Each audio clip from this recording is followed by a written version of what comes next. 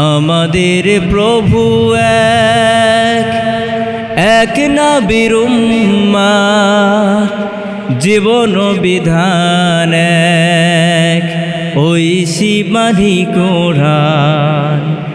আমাদের প্রভু এক, এক নবীর উম্মত, জীবন বিধান এক, ঐশী বাণী কোরআন। তবে কেন এক নও হে মুসলমান, এক হও করি আহ্বান।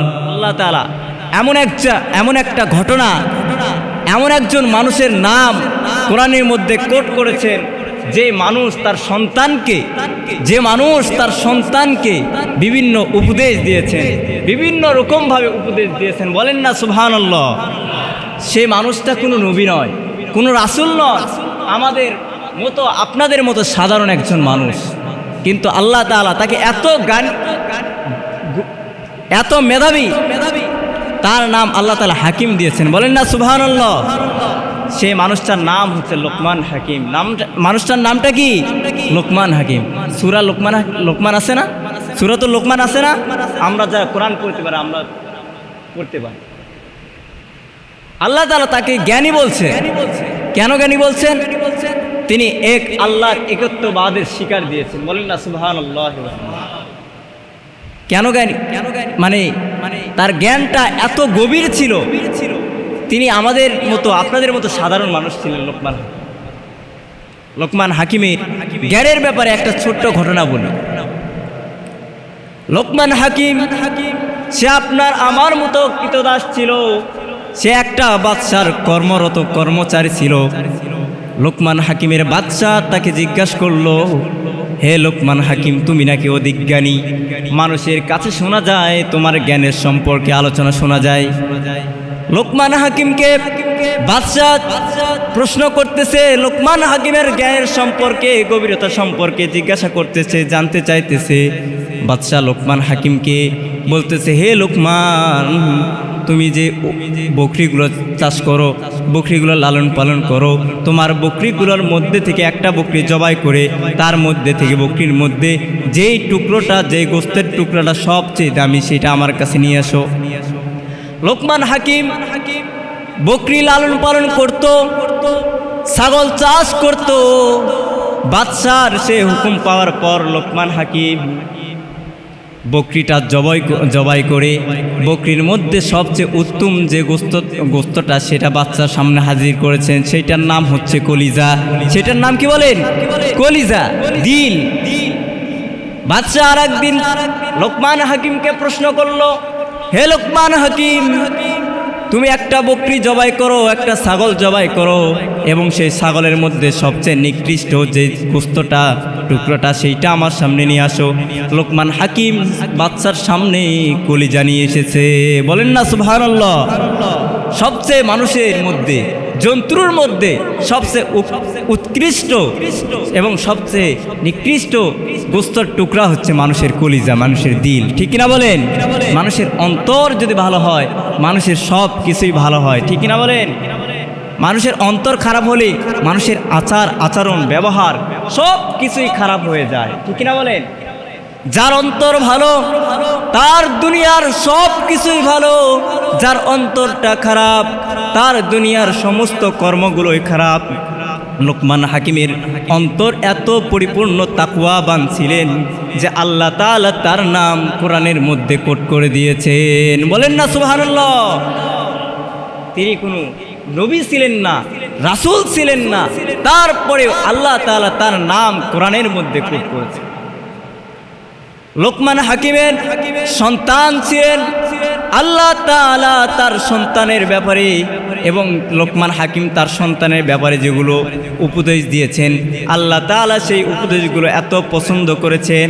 পছন্দ করার ফলে আল্লাহ তাআলা সেই উপদেশগুলোকে কোরআনের মধ্যে কোট করে দিয়েছেন। বলেন না সুবহানাল্লাহ। একজন পিতা তার সন্তানকে কি কি বিষয়ে উপদেশ দিবে, কোন কোন বিষয়ে কথা বলবে, এগুলো আল্লাহ তাআলা কোরআনের মধ্যে কোট করে দিয়েছেন। লোকমান হাকিমের উপদেশগুলো এত পছন্দ হয়েছে যে আল্লাহ তাআলা তার উপদেশগুলো, সন্তানের প্রতি পিতার উপদেশগুলো কোরআনের মধ্যে কোট করে দিয়েছে। বলে সুবহানাল্লাহ। এক নম্বর, আমাদের স্রষ্টা আল্লাহ তাআলাকে মানতে হবে, তার হুকুমগুলো মানতে হবে, তার দাসত্ব করতে হবে, তার সঙ্গে অন্য কাউকে শরীক করা যাবে না, শরীক করা যাবে না। আল্লাহ তাআলা এক, এই বিষয়ে ঈমান আনতে হবে, একত্ববাদের স্বীকার দিতে হবে।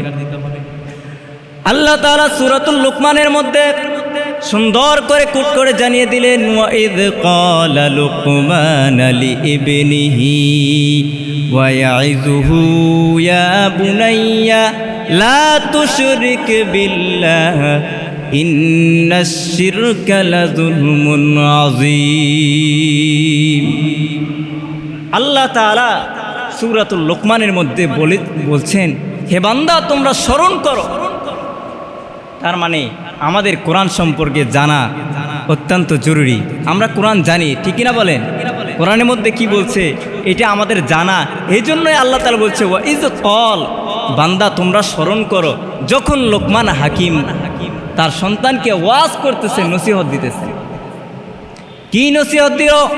লোকমান হাকিম তার সন্তানকে বলতেছে, লা তুশরিক বিল্লাহ, হে সন্তান তুমি আল্লাহর সঙ্গে কাউকে শরীক করো না। বলেন না সুবহানাল্লাহ। ইয়া বুনাইয়া, এমন ভাবে তার সন্তানকে ডাকতেছে। কার দিকে ডাকতেছে? বলেন কার দিকে ডাকে? আল্লাহর দিকে। কারণ কার সঙ্গে শরীক করতে নিষেধ করতেছে? আল্লাহর সঙ্গে।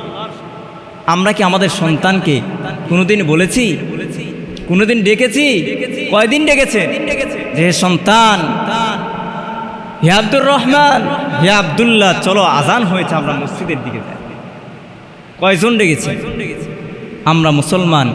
এই জন্যই আল্লাহ তাআলা বলছে, ওয়াইজ ক্বালা লুকমান, হে বান্দা তোমরা স্মরণ করো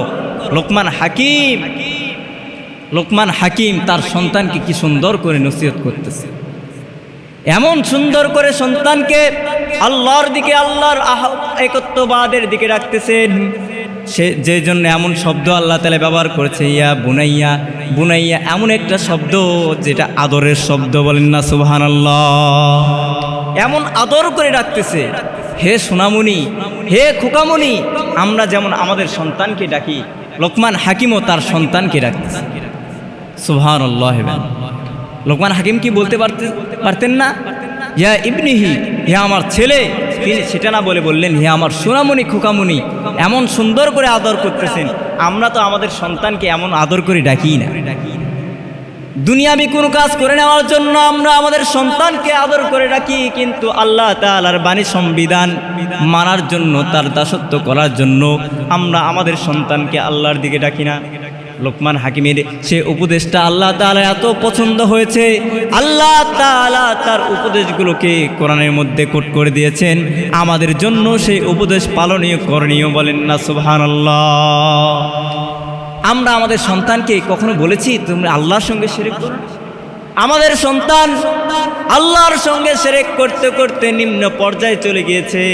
যখন তাদের কানে আজানের আওয়াজটা ঢুকে যায়, তখন তারা মসজিদে আসা তো দূরের কথা, আল্লাহর বিধানকে লঙ্ঘন করে দুনিয়ার কাজে তারা ব্যস্ত থাকে। ঠিক কিনা বলে? প্রিয় মুসলমান, আমাদেরকে আল্লাহ তাআলার দাসত্ব করতে হবে। সন্তানদেরকে আল্লাহ তাআলার দিকে আহ্বান করতে হবে। আমাদের সন্তানের মেধাগুলো, আমাদের সন্তানের আমল আখলাকগুলো এত নিম্ন পর্যায়ে চলে গিয়েছে, যার ফলে আল্লাহ তাআলা আমাদের সন্তানদের মধ্যে নাস্তিক মুরতাদ তৈরি করে দিচ্ছেন। বলেন না নাউজুবিল্লাহ। আমাদের মুসলমানদের সন্তানই নাস্তিক। ঠিক কিনা বলেন? হিন্দুদের সন্তান কি নাস্তিক হয়? মুসলমানদের সন্তানগুলো কি হচ্ছে? নাস্তিক হয়ে যাচ্ছে। সুতরাং আমাদের সবাইকে আল্লাহ তাআলার দিকে আসতে হবে, আমাদের সন্তানদেরকেও আল্লাহ তাআলার দিকে রাখতে হবে। লোকমান হাকিম তার সন্তানকে কি সুন্দর করে বলতেছেন, ইন্নাশ শিরকা লাযুলমুন আযীম। হে আমার সন্তান, অবশ্যই শিরক সমস্ত বড় অপরাধ। শিরক কি? বড় একটি অপরাধ। তুমি শিরক করো না, আল্লাহর সঙ্গে কাউকে সামঞ্জস্য করে না। প্রিয় মুসলমান বন্ধুগণ আমার, লোকমান হাকিম আরেকটি উপদেশ দিলেন, আরো কয়েকটি উপদেশ দিয়েছেন। লোকমান হাকিম সূরাতুল লোকমানের আরেকটা জায়গায় আল্লাহ তাআলা কোট করেছেন। লোকমান হাকিম তার সন্তানকে বলতেছে, ইয়া বুনাইয়া আকিমিস সালাত, বলেন না সুবহানাল্লাহ। হে আমার সন্তান, আদরের সন্তান, আকিমিস সালাত, তুমি নামাজ কায়েম করে, বলেন না সুবহানাল্লাহ। আমরা কি আমাদের সন্তানকে কখনো বলেছি, হে সন্তান তোমাকে নামাজ কায়েম করতে হবে? একথা কখনো বলেছি? একথা আমরা বলতে ব্যর্থ হয়েছি। আমাদেরকে লোকমান হাকিমের মতো পিতা হতে হবে। আমাদেরকে কার মতো পিতা হতে হবে বলেন? লোকমান হাকিমের মতো পিতা হবে। আল্লাহ তাআলা তো আমাদের নাম, আমরা যদি লোকমান হাকিমের মতো পিতা হতে পারি, হয়তো আল্লাহ তাআলা আমাদের নাম কোন সংবিধানের মধ্যে লিখবেন না, কিন্তু আল্লাহ তাআলা আমাদের নাম জান্নাতীদের লিস্টে লিখিয়ে দিবেন। সুবহানাল্লাহি ওয়া বিহামদিহি। সুতরাং আমাদের নাম যেন জান্নাতীদের লিস্টে, লোকমান হাকিমের লিস্টে আমাদের পিতাদের নাম লেখা হয়, এই জন্য আমাদেরকে চেষ্টা করতে। আল্লাহ তাআলা কি সুন্দর করে কোট করে দিলেন। আল্লাহ তাআলা বলছেন যে লোকমান হাকিম তার সন্তানকে ডাকতেছে আকিমিস সালাত, নামাজের দিকে ডাকতেছে, বলেন না সুবহানাল্লাহি ওয়া বিহামদিহি। আমাদের সন্তানগুলো নামাজ পড়ে না, আমাদের সন্তানগুলো ঘুমের ঘরে ব্যস্ত থাকে, আমাদের সন্তানগুলো দুনিয়ার কাজে ব্যস্ত থাকে। সুতরাং প্রিয় উপস্থিতি, আমরা দুনিয়াবি কাজে ব্যস্ত থাকি, এই জন্যই আমাদের সন্তানগুলো দুনিয়ার কাজে ব্যস্ত, বলেন না নাউজুবিল্লাহ। আমাদের সন্তানগুলো দুনিয়ার কাজে ব্যস্ত।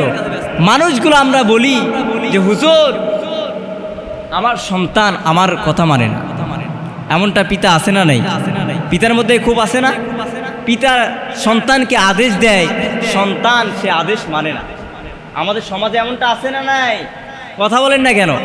প্রত্যেকটা বাড়িতে প্রত্যেকটা পিতাকে জিজ্ঞাসা করে দেখবেন, প্রত্যেকটা সন্তান অবাধ্য, পিতামাতার কি অবাধ্য। কেন?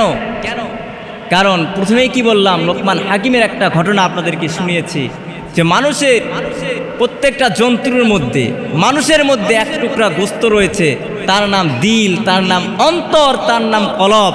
এই কলব যদি ভালো হয়, আল্লাহ ভীরু হয়, তাকওয়াওয়ালা হয়, তাহলে মানুষের সমস্ত আচরণ, ব্যবহার, অর্থনীতি, রাজনীতির সমস্ত কিছু কি হয়ে যাবে? আল্লাহ ভীরু হবে, সুন্দর হবে, ঠিক কিনা বলেন? সুতরাং আমাদের সন্তানের কলব, আমাদের কলবকে পরিশুদ্ধ করতে হবে, তাকওয়া ভীরু করতে হবে। যদি আবার আপনার সন্তানকে 7 বছর বয়সে মসজিদে নিয়ে আসার অভ্যস্ত করতাম, 5 ওয়াক্ত নামাজ মসজিদে নিয়ে এসে পড়াইতাম, তাহলে আমাদের আপনার সন্তানগুলো বড় হয়ে আর মাস্তান হইতো না, বেনামাজি হইতো না।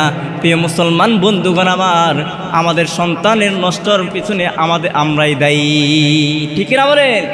আমাদের সন্তান নষ্টর পিছনে আমরাই দায়ী। এই জন্য আল্লাহ তাআলা আমাদেরকে দাঁড় করাবে কিয়ামতের দিন পিতা হিসেবে। আল্লাহ তাআলার দরবারে আমাদেরকে দাঁড়াতে হবে। আল্লাহ তাআলা প্রশ্ন করবেন, হে মানুষ, তোমাকে আমি দুনিয়াতে সম্পদ দিয়েছিলাম, অর্থকড়ি দিয়েছিলাম, তোমাকে আমি একটা পরিবারের দায়িত্ব দিয়েছিলাম, ভার দিয়েছিলাম, তোমার অধীনস্থ অনেক সন্তান আদি আমি দুনিয়াতে দিয়েছিলাম, তুমি তাদেরকে কোন কাজে ব্যয় করেছো, কোন কাজে খরচ করেছো? প্রশ্ন করবেন কি করবেন না? করবেন। আল্লাহ তাআলা কোরআনের মধ্যেই কোট করে দিয়েছে, আল্লাহ তাআলা জিজ্ঞাসা করবে। সুতরাং আমাদের সন্তানদেরকে ভালো কাজের দিকে আদেশ করতে হবে, ভালো কাজের নসিহত করতে হবে, উপদেশ দিতে হবে। এই উপদেশগুলো কি হুজুররা বাড়িতে বাড়িতে গিয়ে দিবে? বাড়িতে বাড়িতে গিয়ে দেওয়া যাবে না। লোকমান হাকিমের একজন পিতার ঘটনা, এজন্যই আল্লাহ তাআলা কোরআনের মধ্যে কোট করেছেন যে প্রত্যেকটা পিতা তার সন্তানকে এভাবে নসিহত দিতে থাকবে। আমরা যদি আমাদের সন্তানকে সুন্দর করে নসিহত দিয়ে মসজিদের দিকে ডাকতাম দিনে 5 বার, বলেন তো 5 বার ডাকার পরে 6 বারে আমাদের সন্তান কি মসজিদের দিকে আসতো না? আসতো কি আসতো না? কিন্তু আমরা ব্যর্থ প্রিয় মুসলমান। এই জন্য আমাদের সন্তানকে যদি আমাদের বাধ্য করতে চায়, তাহলে আল্লাহর তাকওয়া, আল্লাহর ভয়, আল্লাহর দাসত্ব তাদের অন্তরের মধ্যে স্থির করে দিতে হবে।